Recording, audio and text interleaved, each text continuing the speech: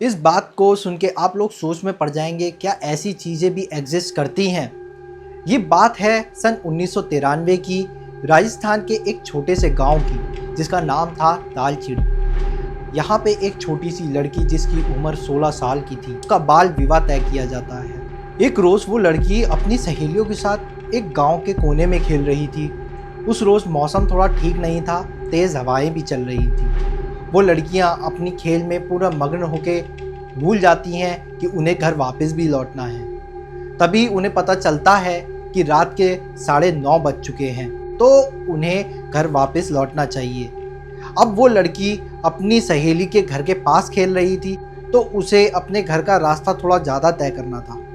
अब वो लड़की अपने घर वापस अकेले जाती है और रास्ते में उसके साथ कुछ ऐसा होता है जो उसको थोड़ा सा अटपटा सा लगता है। वो अंधेरे में धीरे धीरे अपने घर की तरफ बढ़ती है। तभी पीछे से एक आवाज़ होती है। वो पलट के देखती है, लेकिन उसे कुछ दिखता नहीं है। फिर वो धीरे धीरे वापस चलना शुरू करती है।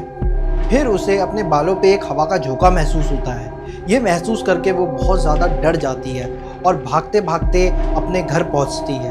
अपने घर पहुंच के वैसे तो सब नॉर्मल होता है, वो खाना खाती है और खा के सो जाती है, लेकिन रात को उसकी तबीयत खराब हो जाती है। अब अचानक से तबीयत खराब होना, उसके घर वालों को ये लगता है कि हो सकता है इसको ठंड लग गई हो सकता है इसने कुछ गलत खा लिया हो, तो वो इतना ज़्यादा ध्यान नहीं देते हैं और सुबह जाके डॉक्टर से दवाई लेते हैं। वो उसको दवाई खिलाते हैं और थोड़ी देर के लिए वो सो जाती है, लेकिन उसका बुखार उतरता नहीं है, वो बढ़ता ही चला जाता है। घर वाले बहुत ज़्यादा परेशान हो जाते हैं और उसको अस्पताल लेके जाते हैं। अस्पताल में उसको 2-3 दिन रखा जाता है। उसका बुखार तो उतर जाता है, लेकिन उसके साथ कुछ ऐसी चीज़ें होने लगती हैं जो कि उनकी समझ से बहुत ज़्यादा परे होती हैं। वो लड़की किसी और ही आवाज़ में बात करना शुरू कर देती है। उस लड़की के हाथ पैर भी अकड़ना शुरू हो जाते हैं। ये देख के डॉक्टर बहुत ज़्यादा घबरा जाते हैं, तो उसको एक नींद का इंजेक्शन देते हैं, जिससे वो थोड़ी देर के लिए सो जाती है।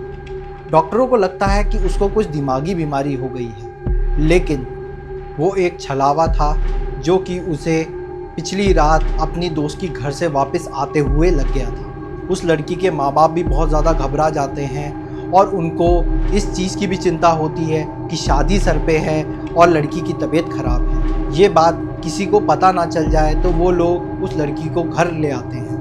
डॉक्टर मना ज़रूर करते हैं कि अभी इस लड़की को घर ले जाना ठीक नहीं है, लेकिन बात गांव में फैल ना जाए इस डर से वो लोग उस लड़की को घर ले आते हैं। कुछ दिन तक लड़की बिल्कुल नॉर्मल रहती है, उसका बुखार भी उतर जाता है, वो हंसने खेलने लगती है और शादी से एक रात पहले फिर से वो चीज़ें शुरू हो जाती हैं। लड़की अलग अलग आवाज़ों में बात करने लगती है, लड़की के हाथ पैर अकड़ने लगते हैं। लड़की के माँ बाप बहुत ज़्यादा घबरा जाते हैं। उनको ये लगता है कि ये अगर बात किसी को पता चल गई तो उनकी लड़की की शादी टूट जाएगी, तो वो ये बात किसी को बताते नहीं हैं। अगले दिन लड़की फिर से नॉर्मल होके उठती है और उसके घर वाले बहुत ज़्यादा खुश होते हैं कि आज हमारी लड़की की शादी है, बस आज किसी तरह से ठीक रहे और हम उसकी शादी खुशी खुशी करके उसे विदा कर दें, जो कि उनकी सबसे बड़ी भूल थी। वो खुशी से अपनी लड़की की सारी रस्में पूरी करते हैं और अपनी लड़की को विदा कर देते हैं। अब लड़की पहुंचती है अपने ससुराल। पहले दिन वो बिल्कुल नॉर्मल रहती है, दूसरे दिन से उसको वही चीज़ें शुरू हो जाती हैं जो कि उसको पहले हो रही थी। वो बहुत ही अलग अलग आवाज़ों में बात करने लगती है और उसका शरीर अकड़ने लगता है। ये देख के लड़का और उसके परिवार बहुत ज़्यादा घबरा जाते हैं। वो लड़की के घर वालों से पूछते हैं कि आखिर आपकी लड़की को क्या कोई दिक्कत है, लेकिन घर वाले उसके साफ साफ इनकार कर देते हैं, नहीं हमारी लड़की को कोई दिक्कत नहीं है, वो बिल्कुल ठीक है। तभी लड़के के घर वाले ये बात तो समझ जाते हैं कि लड़की के घर वालों ने उनसे कुछ छुपाया है, इस लड़की में ज़रूर कुछ गड़बड़ है और हमें पता लगाना ये बहुत ज़रूरी है। वो उस लड़की को एक तांत्रिक के पास लेके जाते हैं। तांत्रिक उस लड़की को देखता है, उससे बात करता है।